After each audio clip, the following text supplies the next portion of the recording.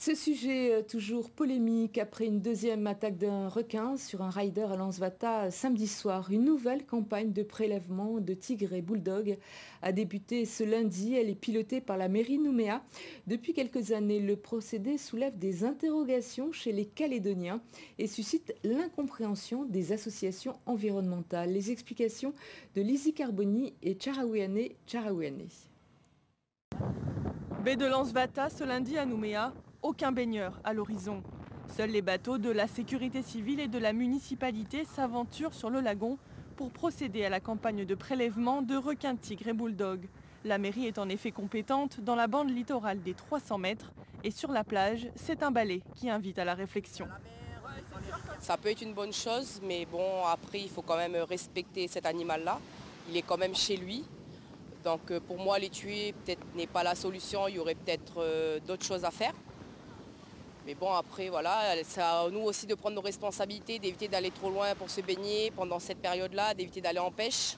Je suis sur le fait qu'il faut réagir. Et ils ont bien réagi. C'est de leur responsabilité. Mais il ne faut pas s'arrêter là. Il faudra peut-être mettre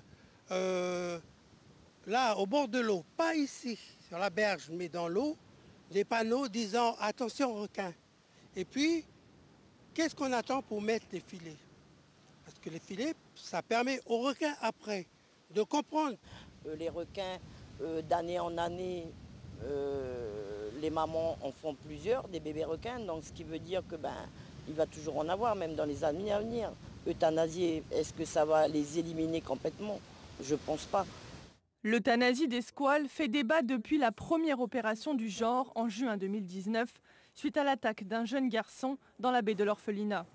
Depuis, la province sud a abattu de nombreux spécimens et a même retiré les requins tigres et bulldogs de la liste des espèces protégées en octobre 2021. Selon les associations environnementales, une centaine de requins auraient été tués en 3 ans, un processus jugé nuisible et inutile par Ensemble pour la planète. Si l'information ne suffit pas, il faut agir aussi au niveau réglementaire, c'est-à-dire interdire les baignades de telle heure, à telle saison et de telle heure à d'autres saisons. Il faut aussi interdire les baignades et sanctionner les baignades dans les marinas, renforcer les précautions, notamment en matière de rejet d'eau noire pour tous les bateaux qui sont au mouillage, que ce soit dans les marinas ou au mouillage forain, c'est-à-dire comme ça au hasard dans les baies. En effet, aujourd'hui, tous les gens qui vivent à bord rejettent l'intégralité de leurs déchets organiques sans aucun assainissement préalable. Ce n'est pas acceptable. La mairie de Nouméa poursuit sa campagne de prélèvement et n'a pas souhaité s'exprimer pour le moment. La semaine dernière, 3 requins tigres et un bulldog ont été abattus suite à l'attaque d'une femme, plage du Château Royal. Pour l'heure, la baignade et les activités nautiques sont toujours interdites sur les principales plages de la capitale jusqu'à nouvel ordre. Alors vous venez de l'entendre, la mairie ne souhaite pas s'exprimer sur ce sujet, mais elle a fait savoir ce soir que concernant cette campagne de prélèvement, les lignes ont été lancées aujourd'hui à midi. Le nombre de squales abattus et prélevés ne sera donc connu que demain.